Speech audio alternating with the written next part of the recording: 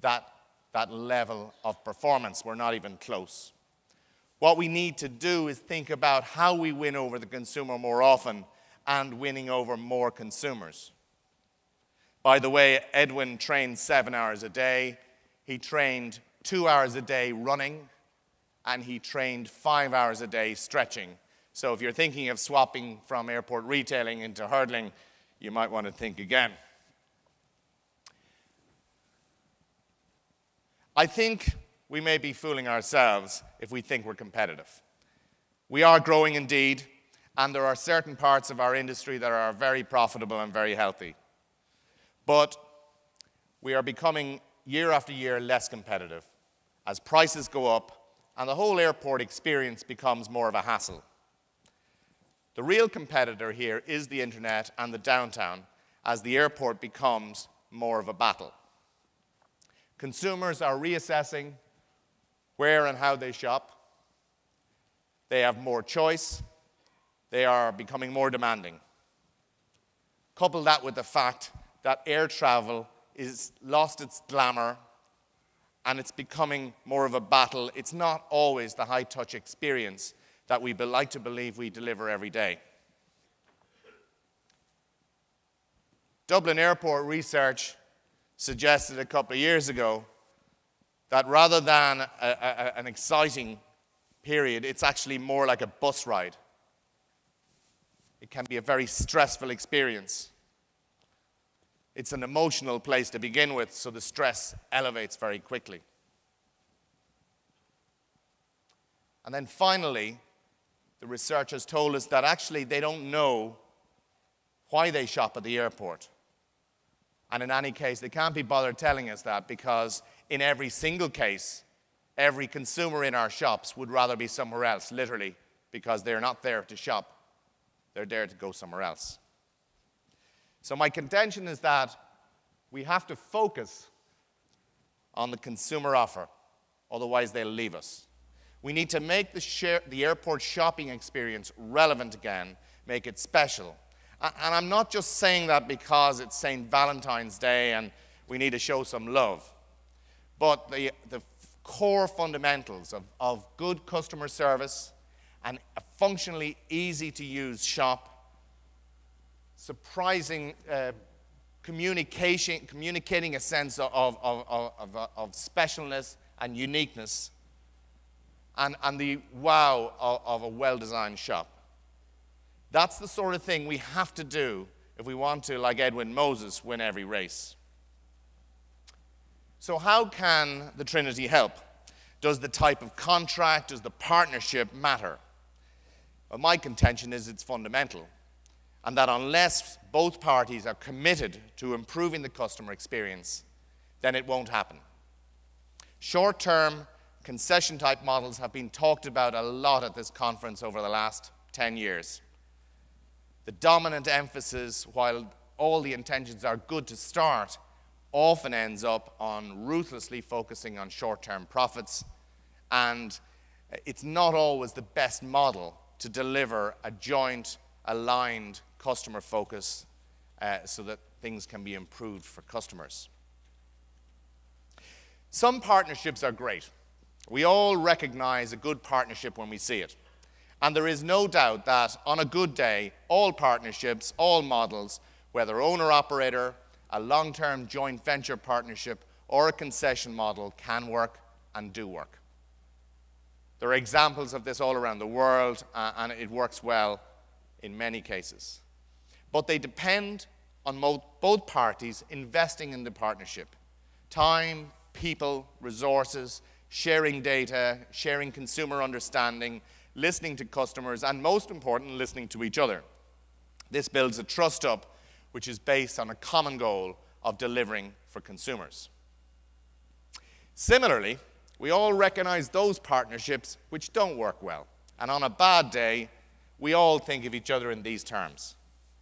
No one enjoys this sort of relationship, and it generally isn't great for the consumer. While we all serve the same customer, greed sometimes takes over, and our own personal objectives, our own business objectives get in the way.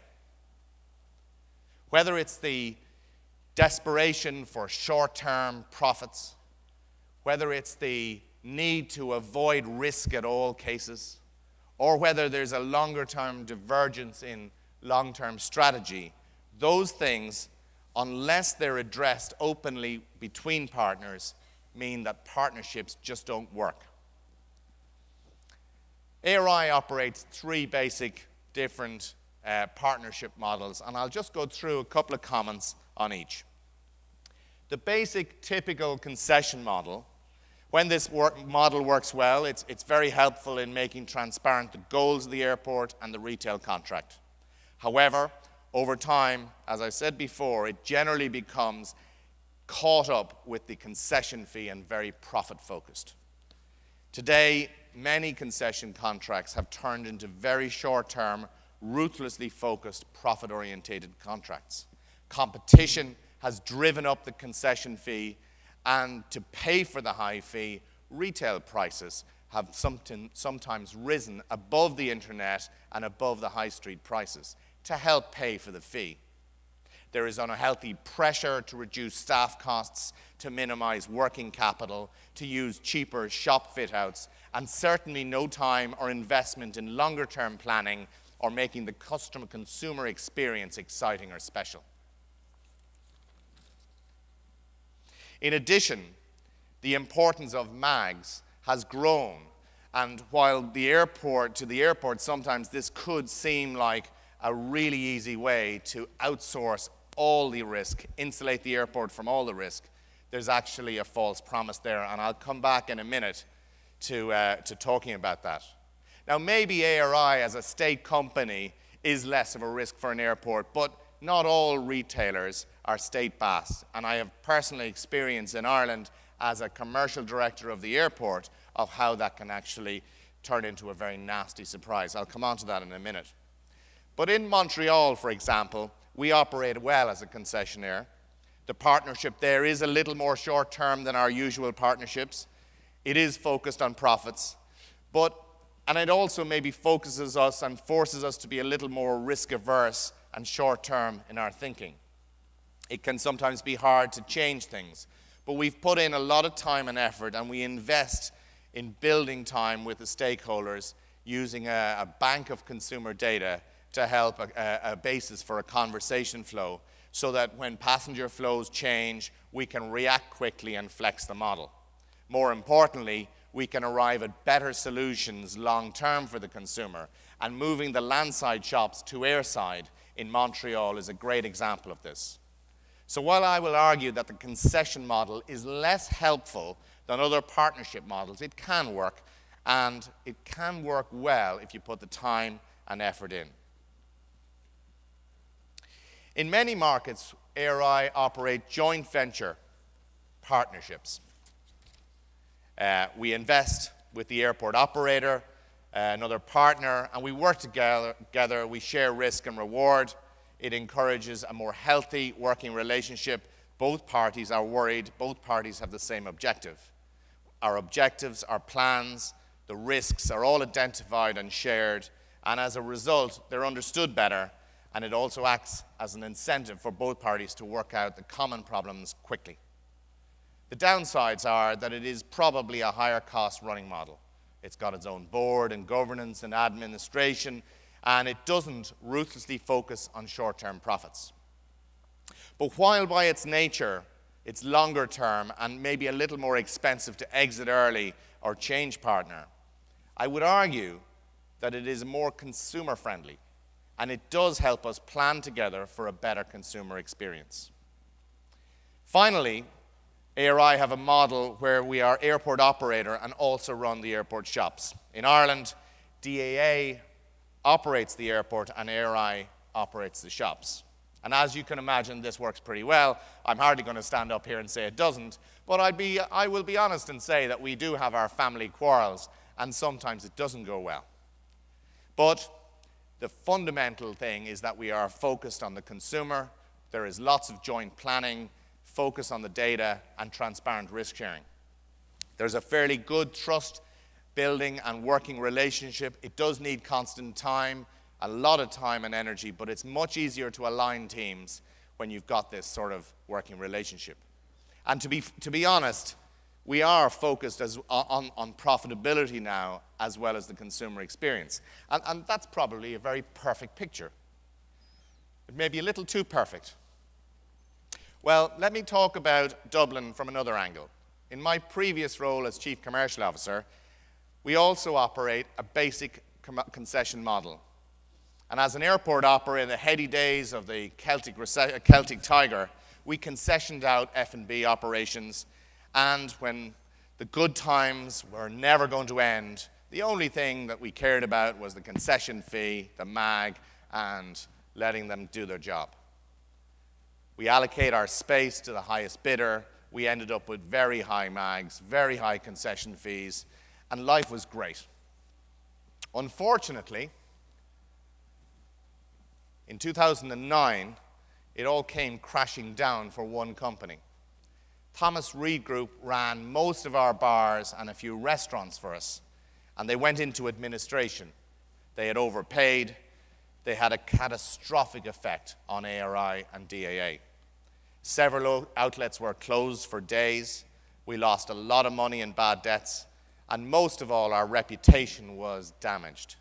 So that when we re-tendered the space, we didn't get as much interest, and we ended up losing more than we had gained in the good times.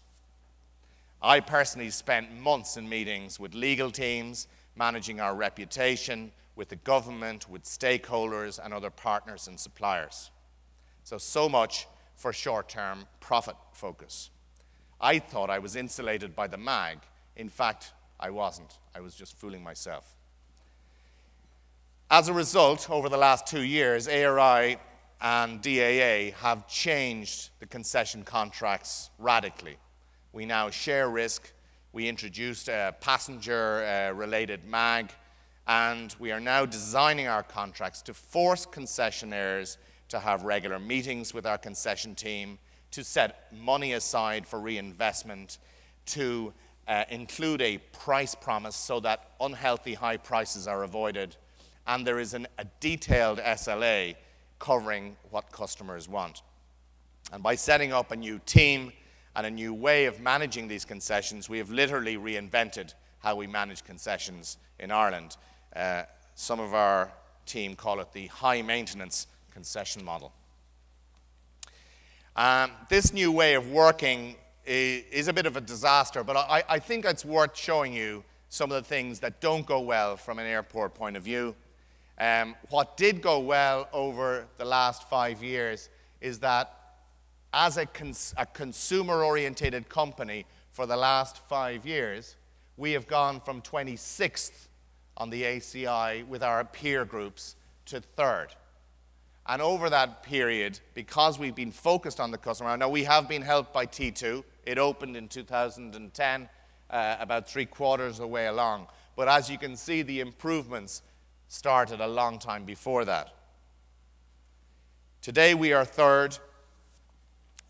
You can see below that the passenger average spends, on average, they have actually increased over that period by 30%. And I'm proud to say that the Ryanair passengers, despite the one-bag rule, when we brought in Shop and Collect, have increased faster than Aer Lingus on the full fare. So what should a good partnership deliver? A better customer experience, an airport that works well and is not a battle for a consumer. It will also deliver well for brands.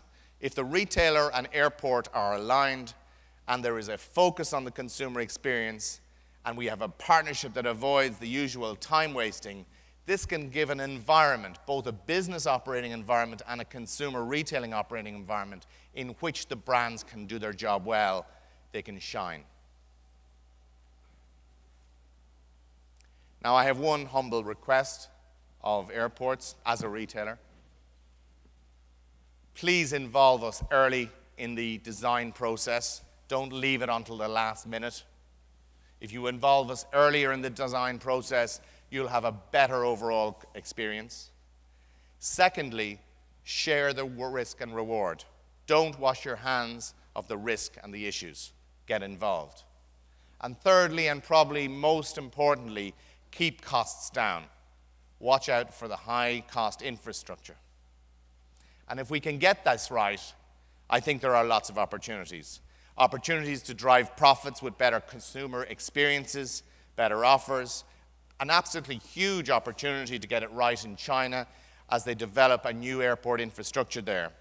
And perhaps also, longer term, there's an opportunity for us to look at the opportunity where the passenger spends most of the journey time in the aircraft seat. But the old, rigid concession model may not help us. If we stick to that model, then I fear that our real competitors, downtown shops and the internet, will attract our consumers away and make us irrelevant. So to sum up, I go back to the airport passenger, our consumer, who wants more. They're in an emotional place, an airport. They want to be served, they want to be cared for, and to some extent, they want to feel loved. They are leaving family and friends, maybe returning home, maybe going on a holiday of a lifetime.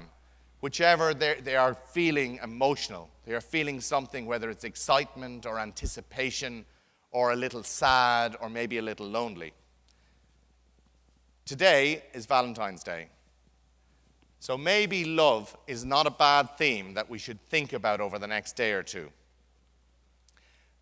If our channel can do what we do best, that is, make our consumers feel loved when they're in this emotional state, maybe we can then focus on what matters to them and deliver and compete like Edwin Moses. Airports are the most natural place in the world to show emotion and love. And as airport operator, retailers, and brand owners, we should leverage this. It's what our channel does better than any other channel. And last week, when I was desperately trying to find words to talk about this emotional airport theme, I failed miserably. And it was frustrating. So I stole a video clip from the internet. You might actually run the video clip. It actually says a lot more powerfully than I ever could. Run the film, please.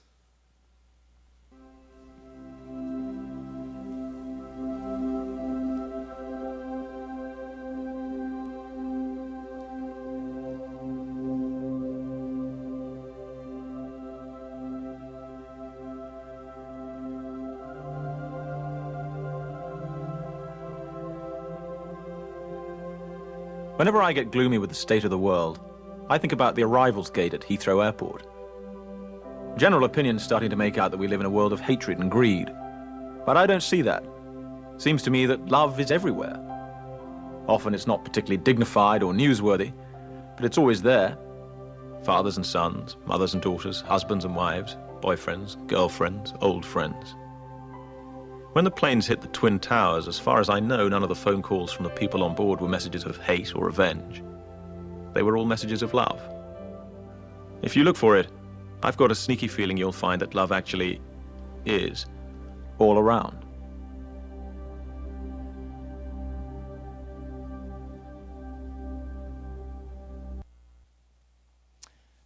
Thank you for listening. 감사합니다.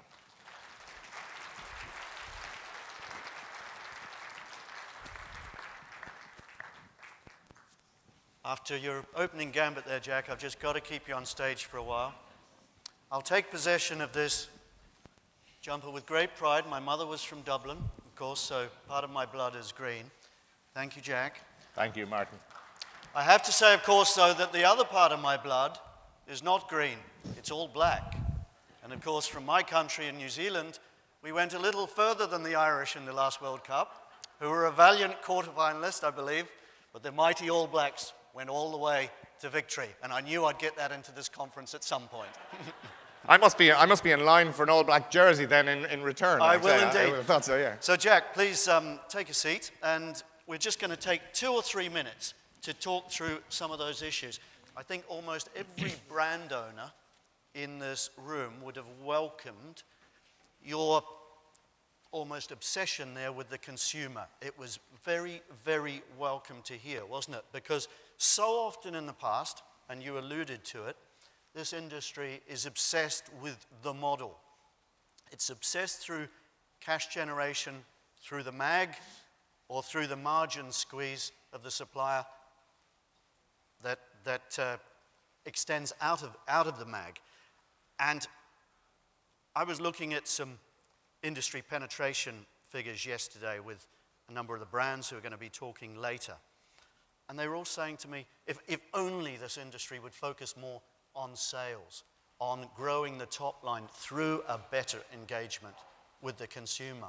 A 2% transformation, I believe, in penetration in this industry would grow the duty-free business alone by $1 billion a year. You wouldn't have to even do anything with traffic, just with what you got. Let's say it's a flat year, but we grow penetration by 2%. So how do we switch that emphasis into that consumer obsession you're talking about? Well, Martin, most of us actually have to earn a crust every day. We have our own pressures. The industry has a lot of cost. I mean, airports, terminals, infrastructure cost a lot of money. If that money is invested well and it comes in, then obviously it's going to work. But it is putting a lot of pressure on our industry to compete and to pay more mags, and increases the fixed cost of our business. In one way, what you can do is you can actually then cut the short-term costs, cut the staff, cheaper fixtures and fittings, and try and make it work in the same system. Or you can actually stand back, and I suppose it's hard to do, but I would expect that if you can work with the airport authority on a longer-term vision, you can then stand back from the short-term crisis and see how to actually bring in more revenue and bring in more consumers. Because you're dead right, while the industry, in my view, does a great job for women, I actually don't think we do a great job for men. Most of my male friends, when they're going through the airport, they're saying to me, sure, there's nothing in it for me. I go straight to the lounge, or they'll say, I might go into Dixon's and see whether I might buy a camera, but there's nothing really there for me. Whereas for women, with the perfume and the cosmetics and the fashion offer we have, it is fantastic value for money, and it is clearly superior offer to a lot of downtown offers. So I mean, I don't know whether that answers the question. No, very well. It's interesting, isn't it, that the overwhelming majority of our passengers still, in most locations in the world, don't enter the store, let alone buy. This so-called captive audience of ours. It's captive, but hardly captivated in many, many cases. I mean, how do you get across the line here? How do you get the airports in this audience to buy into that long-term vision you're talking about? Because we have been talking about this at Trinity for years. I think actually, I recognize that actually, Martin, and in sort of thinking about what I was going to talk about today, I look back as far as Ron Anderson, I think it was 2005, 1964 when he was talking, was it? No, it's 5 or 10 years ago when he was talking about the same things. And I think at the time, the problem we have goes back to that chart that I showed, which is that it's a growing industry, and as long as the top line revenue is growing, we all think we're fine. But I think, you know, what's really going to hurt us is when the customer starts to turn away. And as the internet grows, it's much easier now to buy general merchandise on the internet. Reliability of delivery is becoming much higher. And I think the downtown shop is now a lot more attractive than an airport, which, to be honest, is a battle for many frequent travelers. So they're just not bothering. They just won't bother. One of the things that's interesting about plain water, and I'm not going to harp on it, it'll probably fail dramatically now in about 3 or 4 weeks' time. But in the last 2 weeks, the shop sales staff have been telling us that actually men are buying the water because they want cheap water for the flight over to London or Paris or whatever. They go into the shop to buy it, obviously, and they're buying sometimes something else, other things. So maybe we can find things that men need, like water, to get them into the shop. and then they'll buy other stuff. All right. Well, let's hope so. If you had your way, if you were the czar of travel retail, maybe you will be one day. If you could start from scratch, maybe a greenfield airport, Jack, is the way to describe it. You could set the terms. But you, as the czar of travel retail, are obsessed by your consumer. You want to make money as well, but you want to deliver the ultimate offer, and you don't want your concessionaires to fail. You don't want your concessionaires not to support their shops with good staffing levels because they're not making enough money, they're at risk of failure. You want the brands to flourish, you want the great brands of the world to invest in your stores, and you want the consumer to be delighted. That's a really hard question, but what would you do? You've got your own way. You've got your greenfield airport. Well, I think one of the problems with the scenario you've set it out, that if I had my own way and I was the czar of God, I'd probably retire to the Maldives or someplace. I mean, I'm not sure that I'd actually... No, seriously speaking, I think the core fundamental thing, you say you want to satisfy the customer and make profits. Well, in my view, the only way to make long-term profits is to get to the right sort of offer for the consumer. And I think that is absolutely a belief that's not held by everyone. Short-term pressures come in and erode that. So if I had my own way, I would create an organization that was completely focused on the consumer. I think the design of the overall airport experience is a very rewarding thing to do. We did it in Dublin in 2005 and 6. And we started all the way from the internet terminal where it's booked, all the way through to the aircraft seat. And that was a very sort of rewarding experience. We haven't got everything right at all in a lot of ways. When we went with our great plans, like we wanted a fast track for families and a fast track for non-families, we weren't able to do that because we didn't have the space physically. But at least we were trying to do the right things. Absolutely, and one could see the startling improvement in your consumer ratings. So you've invested, you're presumably making more money off that improved offer, but you've got a more entranced consumer. Yeah. Yeah. Well, I mean, making more money it's not much more money. I suppose what we forget in those figures is that there's a deep recession in Ireland. Passengers are down 20%, so the average spend, we're still in positive growth in our retail business, but we have been doing this in the teeth of a very tough recession. And I'm glad to say that our Irish GDP is actually, hopefully, in positive territory this year, so the worst is hopefully behind us. But it's actually been tough, Martin. It's not just been a bunch of roses, if you know what I mean. Absolutely. Just to close out, Jack, we talked about tough economic conditions. You're a global operator. Just for the benefit of this audience, how do you see 2012 shaping up? Obviously, there are three main drivers of the economic next 18 months. The first is the crisis in Europe and the euro crisis. If that gets worse and if the euro disintegrates, that's going to have ripple effects across the world. I don't think it'll happen. I think the euro is fundamentally part of the average European citizen's life now.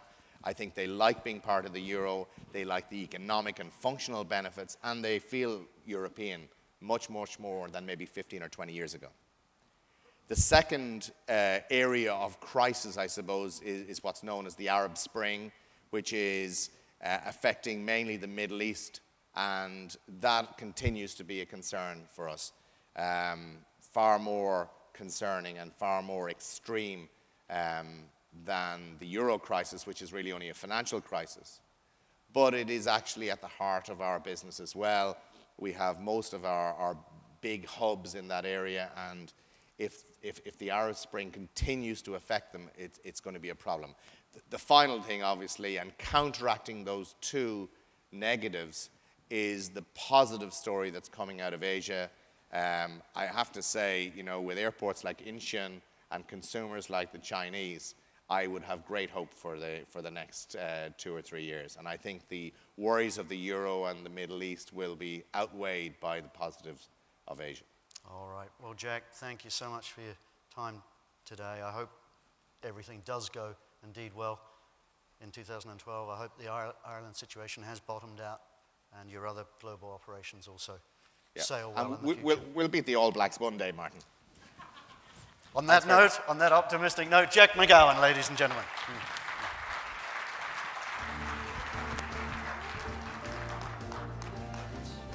That was really, really excellent. That's a tough job, and that's a very candid presentation from one of the world's leading retailers, and we thank Jack very much for that. It set the scene absolutely perfectly, I think, for the final session of this morning, and we're just setting up the stage for that. It's a session we've called View from the Top. In it, we're speaking on stage to 3 airport CEOs who represent not only their own airports, of course, but 3 regions, if you like: Asia, the Middle East, and North America. Now, there's no question that commercial revenues and the customer proposition at airports is intrinsically influenced by the attitude of the airport CEO and the airport board towards non-aeronautical revenues. Historically, as we know, commercial revenues were often an afterthought to the core traditional business of aeronautical. As Angela was showing us earlier today, that has fundamentally changed in the past 10 to 15 years. And I think, Angela, the mix is now 47-53, something like that. And you know the one that's growing, and you know the one that's under less pressure. That's the commercial side of the cake. That's the game in town for every airport in the world. And that's why our business is so exciting. And of course, the other half of the cake is under incessant downwards pressure. So, what do the men at the top think about the role and the future of commercial revenues? Let's find out. Joining us on stage in a moment, Mr. C.W. Lee, again, the President and